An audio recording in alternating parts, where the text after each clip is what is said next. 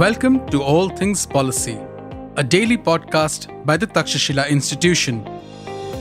We are a bunch of policy nerds based in Bengaluru, and we like bringing fresh perspectives to Indian affairs and Indian perspectives to global affairs. So grab a cup of coffee, sit back, and join us for today's chat. Hello and welcome to yet another episode of your favorite daily public policy podcast, All Things Policy from the Takshashila Institution. I'm Anushka Saxena, your host for this episode, and today I'm honored to be joined by Manoj Kewalramani for a discussion on China's pitch at the recently concluded G20 Summit. So we know last year India handed over the reins of the G20 Summit to Brazil, and the Rio Summit happened this year on 18th and 19th of November. And there were a lot of interesting developments at the summit vis-a-vis discussions surrounding building a sustainable planet, alleviating poverty and hunger. And there's also been an alliance initiative that's been launched on that front, which I think is Brazil's legacy vis-a-vis the leadership of the G20 for this year. And of course, there were meetings between defense officials and foreign officials on the sidelines. And I think one of the most interesting ones from the Indian perspective was the meeting between the external affairs representatives between India and China, which we could delve into in the course of this podcast. So thank you so much for joining us today, Manoj. And if I can just start off by a very broader level question on what China's representation at this recently concluded summit looked like. What did you assess were the key pitches that China made vis-a-vis its contribution to the developing world? Because we know this is a very pertinent theme in Chinese foreign policy. And when poverty and hunger are being talked about, China just can't help but pitch the successes of its model, right? So, were these some themes that you saw evident in what China had to say at the summit? And if there were any other interesting things that came out from said pitch, we'd be happy to know from you. Over to you.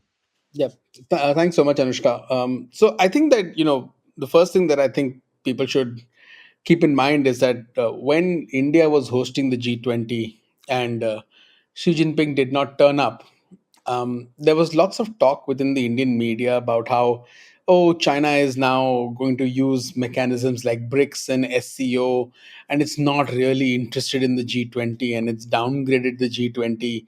And so they saw it in this broader context of Chinese policy as opposed to the narrow bilateral India-China relationship.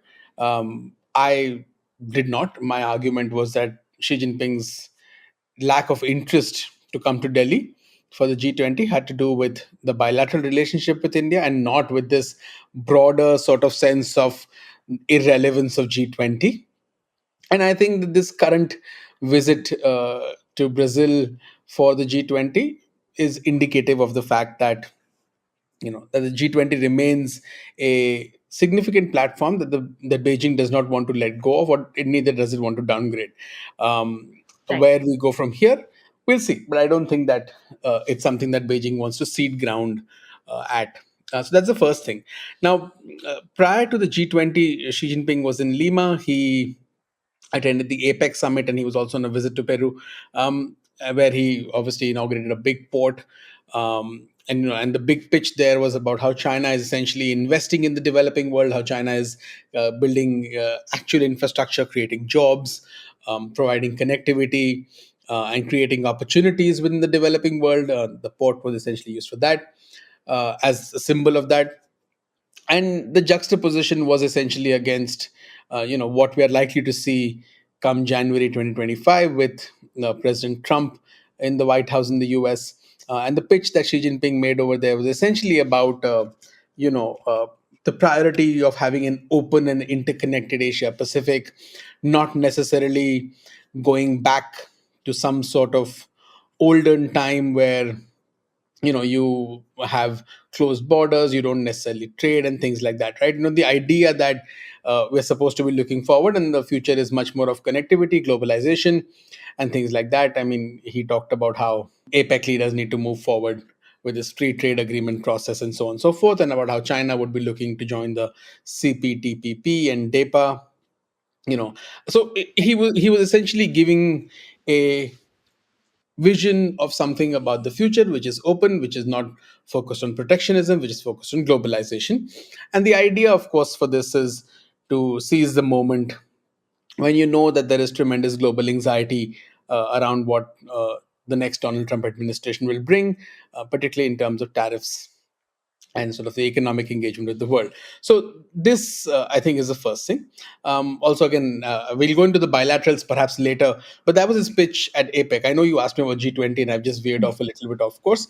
But the reason that I did that is because this argument continued to sort of resonate even at the G20, right? When he talked about global governance at the G20 in one of his speeches, he essentially talked about reinforcing and strengthening global economic partnerships, macro policy coordination, fiscal, financial, monetary, and those sorts of policy coordination. He talked about how the World Bank should carry out its shareholding review, the IMF should carry out its quota share realignment in line with agreed timeframes and roadmaps. He talked about how developing countries must fulfill their responsibilities in this regard. He talked about reforming the WTO, opposing unilateralism. So these themes continue to sort of, that we need to reform global governance towards a future oriented order. But that does not mean going closing yourself off, right? You need to still remain connected with each other. He talked about AI and so on and so forth. And in his other speech, at the G20, he basically made the pitch, which is what you asked about, about China sort of promoting its model. And there's a line in the speech where essentially he says that if China can do it, so can other developing countries, which is where you're pitching your model, right? And in that he talks about poverty and hunger and things like that. I mean, the exact quote is something to the effect of, China's story is proof that developing countries can eliminate poverty, and that a weaker bird can start early and fly high when there is endurance, perseverance, and a striving spirit, and so on and so forth. So the idea was there that China will be engaged, uh, although there were no new initiatives that he particularly announced, right? I mean, he talked about, there was an 8 point list that he outlined in his speech. As part of that list, he announced that China would be part of the Global Alliance Against Hunger and Poverty, which was a Brazilian initiative. And he also talked about the launch of an initiative on open science, which I think is Brazil, China, the African Union, and South Africa, who have come together to announce this initiative. I haven't gone through the details of this initiative, but from what I understand, a joint statement has been put out. So you are seeing some of this. But beyond that, the 8 points didn't really carry anything new. It just talked about how China is engaging with the world, what GDI is and how much money has been spent and things like that. So that was the pitch. It was essentially about juxtaposing China to what seems like an America which is again going to go through a economic sort of inward looking approach than say where the Biden administration was. It's not like the Biden administration was pro economic globalization. It also security was first, and it looked at industrial policy and all of that. So but this might be an America which might, if the Biden administration's policy approach was building strength, and the fear is that the Trump administration's policy approach will not be about just building strength, will also be about cutting yourself off in some ways by increasing tariffs and things like that. So this is China sort of projecting itself as and providing an alternative ideational approach. Right, that's extremely interesting. And yeah, I mean, just to go back to the very first point that you made about how it didn't, when Xi Jinping didn't visit India for the G20 summit, it didn't really mean that, they've ceded the space at G20, but it was about how, that was discontent they were trying to express vis-a-vis India. I think that also very clearly shows in how deeply Xi Jinping has tried to involve himself at the initiatives and at the in the whole developing world narrative at the Brazil summit, because when it was about digital public infrastructure last time and digital connectivity, the Chinese had great issues with what India's pitch was. But this time, when it was about themes where perhaps China has always had a long-standing role to play and has pitched itself as a partner in development and poverty, I think the eagerness was very visible.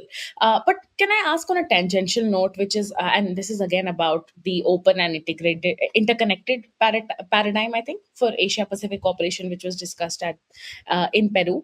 Tangentially, I was just curious. The Chinese have made a pitch for a free trade area of the Asia Pacific, which is quite an ambitious project in that it will lead. A bunch of Asian countries to lower tariffs and engage in the FTA process, and what that may ultimately lead to are concerns surrounding um, over import or over kind of influence of Chinese products in domestic markets. So, would you say this pitch at this juncture also may have something to do with the domestic situation in China vis-a-vis, concerns surrounding overcapacity, the fact that global export markets have become a bit more hostile than in the past, and this may hence become like, very important at this point? Yeah, I mean, I'm not sure it's necessarily an immediate reaction to something like that. I think this has been an idea that has been there for a very very long time. For I mean, from what I understand, this idea is at least 20 years old. The Right. FTAAP was proposed in 2004 by the, I think, the APEC Business Advisory Council or something like that. So it's not a new idea. It's been an idea in the works for a very long time, and as you can imagine, if something is a 20-year-old idea, it's gone through its ups and downs. I'm not certain that at this summit what exactly was adopted in the context of the FTAAP. But from what I remember from Xi Jinping's speech, he had said something to the effect of they're adopting a new document. I don't see anything imminent in terms of this free trade area being agreed upon. Clearly, the United States seems, and even Canada would be very, very careful when it comes to any of these agreements. In fact, in one of the interesting things in Peru was, reports about Justin Trudeau's comments, where he was talking about how Xi Jinping didn't meet him. He met a lot of people in Peru, but he didn't meet Justin Trudeau. And Trudeau was reported as saying that that he'd spoken to Trump a week or so before traveling to Peru, and and the question that Trump essentially asked him was about trade with China, and what was going to be their approach with regard to trade with China. And Canada has just recently expanded tariffs on Chinese electric vehicles, steel, aluminum, and they're expected to increase tariffs much more on batteries, solar components, critical minerals. So I don't see a free trade area, particularly Right. around a whole range of products likely to be agreed upon anytime soon. Even if it is something that comes out of these negotiations, I don't see it having tremendous strategic value. But I don't see it happening anytime soon anyway. Right. Interesting stuff. And I think if it indeed has taken 2 decades for a guiding document to be concluded, then I'm sure it'll take at least another 2 decades for the FTAAP to be a reality. But right. So Who knows? By then, India might be a member of the APEC group. right, right. Yeah, no. Right. So that's well into the future, that's for sure. And I think it just remains an ambition at this point. On the question of I think bilaterals, one I think one of the most popularly discussed bilaterals from the G20 summit has been the bilateral between Lula on Brazil side and Xi Jinping on the Chinese side, and the two sides again talked about how they're going to elevate their relationship from just being a basic bilateral relationship to a community for a just future and a sustainable planet. And this is a new one, a first time hearing, even from the Chinese perspective, where the elevation has given the relationship drastically new name, because in the past we've heard of conventional stuff like comprehensive partnership, comprehensive strategic partnership. So is this something like that, and on those lines, and therefore should uh, uh, arouse concerns or questions about the nature of the relationship, or it's just kind of narrative to especially in the context of the fact that in the recent weeks Brazil has announced new tariffs, new anti-dumping tariffs against steel imports from China. So that's a good question, right? I mean, I didn't think of it until this moment. The idea of China upgrading a relationship with a country and issuing a joint statement which redefines a relationship as a community of common destiny or shared future for XYZ purpose is not, this is not the first such instance. There have been other such engagements with countries, but not too many. A few countries in East Asia and Central Asia, you've seen some of these agreements signed. Um, this is an interesting, I think even one or two African countries, I can't, the names escape me right now, but if I was to check on online, I'm sure I'll find at least a few, because I know that I think with Indonesia and I think with a couple of others there is. So because when or even with Vietnam, recently they agreed to this framing of community, because obviously one of the reasons why I recall is because every time there's a subsequent meeting between leaders at different levels within these countries, they reiterate that, hey, look, our leaders have agreed to build this community, whatever. So therefore I recall that it's not the first instance. But it is interesting what this such a categorization of the relationship means within Chinese diplomatic language. um, I would contend that, in the hierarchy of cooperative partnership, strategic cooperative partnership, and so on and so forth, this would perhaps be uh, indicative of a deep level of trust, political trust between the two sides, but also a relationship of not necessarily a relationship of two equals, because the other party is essentially accepting Chinese nomenclature for framing the relationship. The idea of community of common destiny or community with shared future is a Chinese invention, is a Chinese sort of diplomatic nomenclature. So if the other country accepts that their relationship shall henceforth be declared as such, it's sort of acquiescing to Chinese superiority. That's how. Maybe I'm reading too much into it, but that's how I would read it.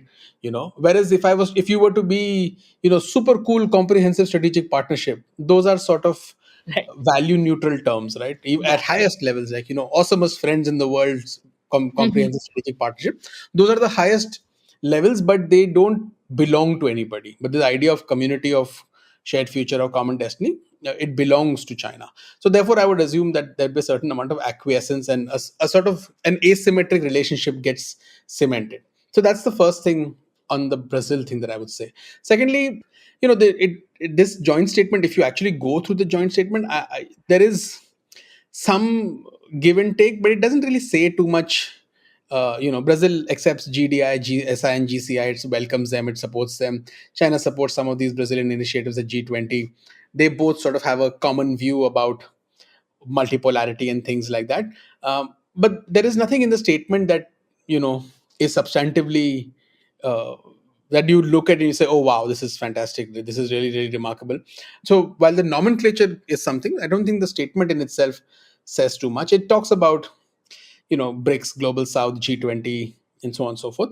And it talks about a deepening partnership between the two countries. There's another document that was issued, which was a plan for cooperation across synergizing BRI with Brazil's development program, with Brazil's new industry plan, with its ecological transformation plan, and program on South American integration routes. So, what the content of that would be worth seeing. Last I checked, the plan wasn't up in public, so I haven't seen it as yet.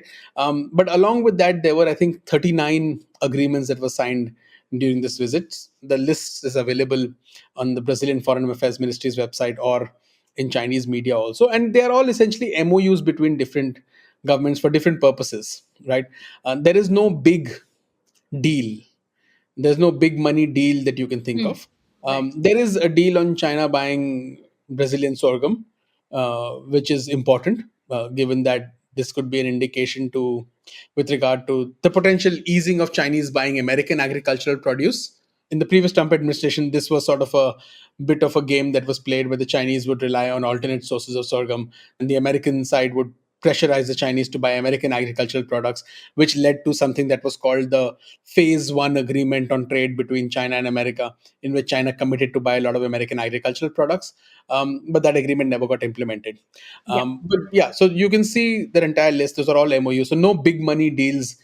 And that's also not surprising to me because if you remember, before Xi Jinping visited, in media reports, Brazilian government officials were quoted as saying that they don't necessarily see that they must acquiesce to BRI as a whole or whatever.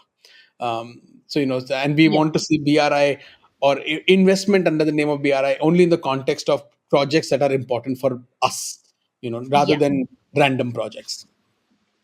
Right. Right. Right. No. Uh, that's very fair, actually.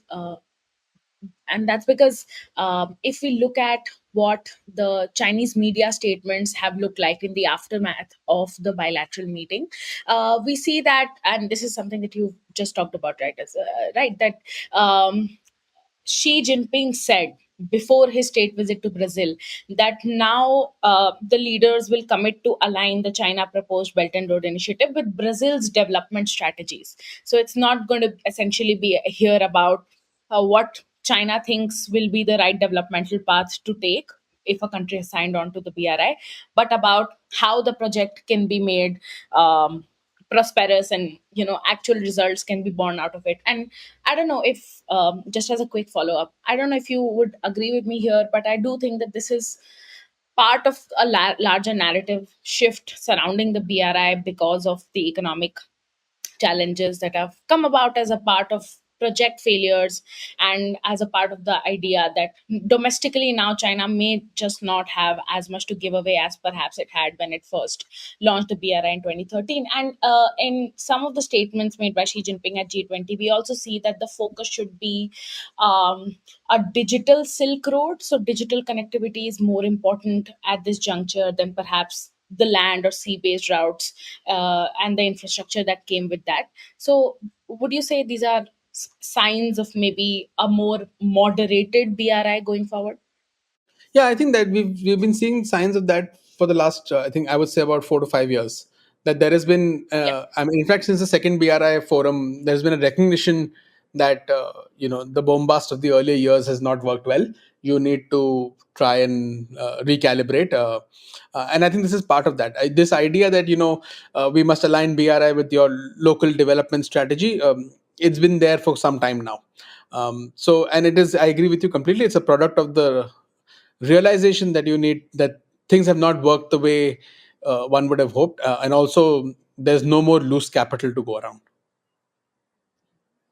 Right, right, exactly. And on another question about the things that were launched or talked about at the G20, right? So this is something that may not have been launched per se, but it's been a point of discussion for the last couple months between Brazil and China, as well as many other countries, which is the group of friends of peace on the crisis in Ukraine. I think it was launched. Between a bunch of global south countries like Indonesia, Egypt, South Africa, Brazil, and China. And the initiative apparently hopes to put forth a platform or kind of a strategy for peace in Ukraine. So do you Yeah. think this is a big development for China and Brazil, given that um, both sides have tried to play, both sides have maintained their relations with China, with Russia, while also trying to play a kind of neutral role. I don't I can't see the utility of this group, and the influence that it may exercise in the peace process. So do you think it's a big development on that front? Yeah, I think it is. This didn't happen at the G20, right? This happened in September at the Yeah. UNGA. Yeah. And I mean, Xi Jinping reiterated this at this meeting, partly because it was a joint initiative by China and Brazil, because China and Brazil have agreed to a 6 point consensus on Ukraine, which they have sought to popularize among the developing world, among the global south. And as part of that initiative to get greater currency to their 6 point agenda, they launched this Friends of Peace agreement, which got a bunch of countries at the UNGA to sign off to it. I think their objective is to try and build sufficient support to try and potentially get some sort of a conference going. I think this is valuable now, given, you know, we've just seen escalation in the war between Russia and Ukraine. At the same time, you are going to see a new administration in the United States that has clearly indicated that it wants to see an end to this war. So I think that we'll need to wait and see, but I think that there will be some, this group can therefore become useful because it brings together a bunch of countries who, and they're not insignificant countries, right? They are China, Brazil, South Africa, Indonesia, Turkey. These are big countries in terms of economic size and, even some to an extent geopolitical heft in their regions. And I'm sure that Saudi Arabia uh, will likely, you can get them on board. So you can get big countries on board, which will put pressure on what may be potentially an already willing administration to get some sort of a peace deal going. So Right. in that sense, I think it's important. Great stuff, Manoj. And I think I just have one point that I'd really like to talk to you about before we bring this episode to an end, which is what we alluded to at the very beginning, the meeting between External Affairs Minister Wang Yi on the Chinese side and Jay Shankar on the Indian side. And I think from what I'm seeing in the press release that's at least been put out by the MEA on the 19th of November, there's a lot of interesting stuff that can be debated or questioned in the context of the whole patrolling agreement, the whole patrolling deal, and the overall tensions in India-China relations, right? So for example, one of the things that the press release says that there was a discussion on media exchanges. So does that mean easing of visa restrictions for journalists, and what benefits um, or lack thereof could that bring? Then I think we again reiterated. The Indian side reiterated its commitment to a multipolar world. I don't know if the Chinese have said a similar thing. I don't know if they've put out their version of the conversation as yet or not. And of course, there was a discussion on how disengagement has contributed to peace and tranquility, and that should be the case. So, uh, just wanted to understand from you your reading of what was said at the meeting, and if there are indeed things that we should read too much into, or is the status quo for now the same as maybe a couple months ago? Yeah, I think that this was a really interesting meeting, and if you go through the readouts of both sides, it just tells you how far apart they are. So Yeah. briefly, firstly, the Chinese characterization of Jaishankar's views is also really important to note because as a thumb rule, you don't necessarily take the you don't take the characterization of the other party into account as much, because they will do it for their audiences essentially. But I think that it's important also to read into that because uh, if that is their genuine takeaway from the meeting, then that may be worrying, right? Because if you look at the MEA readout and the Chinese readout, there's sort of a big daylight between them. Firstly, the Chinese readout essentially both sides acknowledge that look, this is the first important meeting since Modi and Xi Jinping met in Kazan. It sort of builds on that process.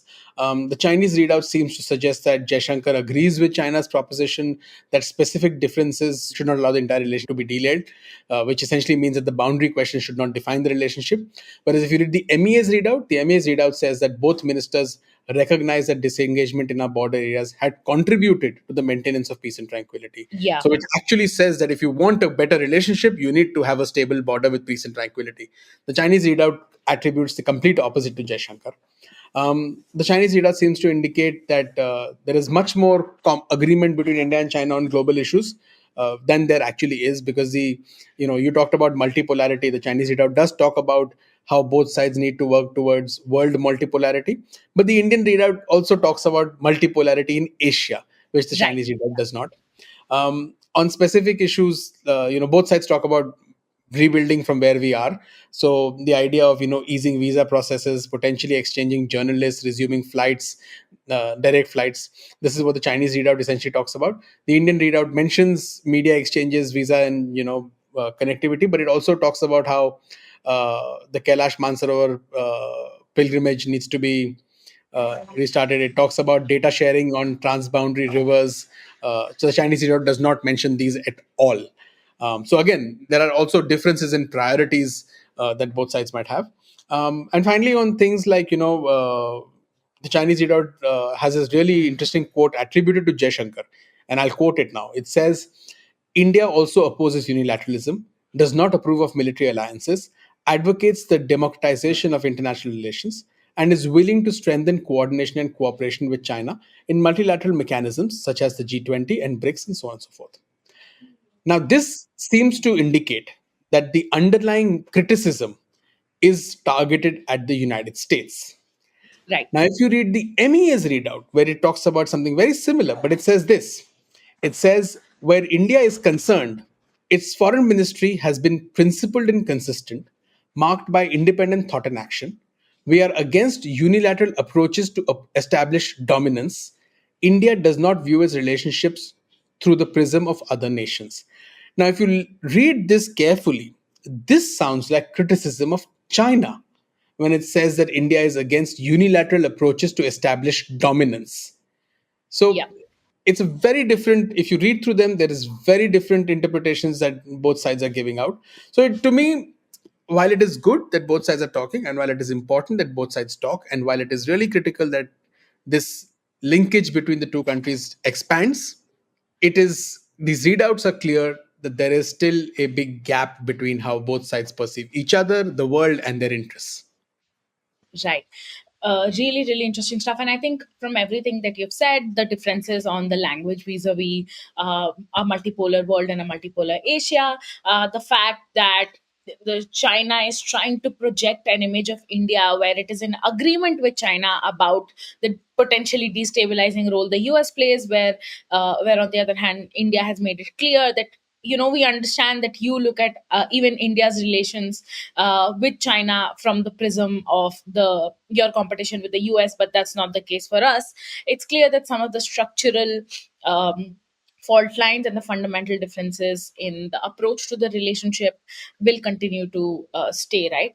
And this is also evident from the MEA's press release, where they say that we have convergences and divergences on big important international issues, but maybe we just have to learn to be peacefully coexistent. But yeah, just one kind of final question, because I alluded to this at the very start as well, which is about how there was also an ASEAN defense ministers meeting plus that happened just a few days after the G20 summit as well, and there too the Indian Defense Minister Rajnath Singh met with Admiral Dong Jun, the Chinese Defense Minister. But at that kind of engagement on the sidelines, the Chinese refused to meet with US Defense Secretary Lloyd Austin. So I think between India and China, things discussed were very similar. But I'm interested for your thoughts and your final thoughts on why perhaps this, if I can say, snub happened, and is it because the Chinese feel that Lloyd Austin should not be engaged with going forward because there will be a new defense secretary, or are they trying to do something else here in wake of Trump 2.0 maybe? Yeah, I think my understanding is that they're trying to set new baselines for engagement with the United States. So, as much as China, as Beijing seems to be, I mean, if you just think about it, right? Ever since the election, one of the messages that we've seen from Beijing to the United States has been that we need to maintain stability in the relationship. And hey, under Biden, the relationship had reached some level of stability, and we cherish this stability, right? That's been the message that Xi Jinping delivered to Biden in Lima. That's been the message from state media and everyone. At the same time, the choice to not engage with Lloyd Austin, and then giving the excuse that this is about American engagement with Taiwan and arms sales to Taiwan, um, it's a bit two-faced in my view. I don't believe the official sort of language. I think the objective is to set new baselines with the United States. It possibly is also indicative of the fact that behind the scenes, outreach with potential, with the Trump team has probably not gone as China has hoped, and therefore it is expecting much more turbulence, and therefore it is setting new baselines, because you can't be saying that we value these new mechanisms for stability that have been achieved, yet refuse to talk. you Yeah. know and at the same time, it's important to note that it was the Chinese who constantly, throughout the Biden administration, constantly made the case that if you want to talk to somebody in our defense establishment, talk to the defense minister. You don't get to talk to the vice chair of the CMC. And it was the Americans who were saying, hey, look, the defense minister is not a rank equal in some ways to, in terms of the Chinese system, to our defense secretary. So we would rather talk to the vice chair of the CMC. And this went on for a very long time until Yeah. they sort of agreed that, okay, fine, we'll have this dialogue. So I think this is essentially the Chinese sending a signal that we are redrawing new baselines. But it could also be a case that conversations with the Trump team behind the scenes are not necessarily as encouraging from Beijing's point of view, and therefore it wants to push back. You also know better than me, Anushka, that the Taiwanese are hinting at a bigger arms package with the United States. So to me, this is sort of setting that baseline. That hint of a bigger arms package for Taiwan. The Chinese are wanting to sort of send a signal to Trump that if you want to talk, these are kinds of things. So I think this is in that realm, that they're already looking at January 2025. Right, very interesting. And I mean, yeah, if precedent dictates anything, we know that, especially on the arms sales, we can know at least one thing for sure, that I don't really think that Trump's going to be one to back down on arms sales and defense related commitments vis-a-vis Taiwan, especially also considering that the Taiwanese don't seem to be so anxious about such deals breaking down. But yeah, again, word of caution about the uncertainty that may come with the administration, right? Nonetheless, I think at the summit we also saw that China made great efforts to include South Africa in all of its approaches to the made be to the Alliance of Poverty and Hunger, to the open science community, and earlier in September also South Africa was included as an important partner in the Friends of Peace on the crisis in Ukraine. So I think China is already making moves for the next G20 president, which is South Africa, because when that summit happens, I think times will be very different, because it would have been, I think, 10 or 11 months of the Trump presidency in power. So let's see what happens then. But thank you so much for your insights today, Manoj. This has been a very fascinating chat. I hope there was a lot to take away for the listeners. So thank you so much for tuning into another episode of All Things Policy. Thank you. If you liked our show, dive into Takshashila's research on technology, strategy, and economic affairs. Check us out at our Twitter handle @TakshashilaINST or our website takshashila.org.in.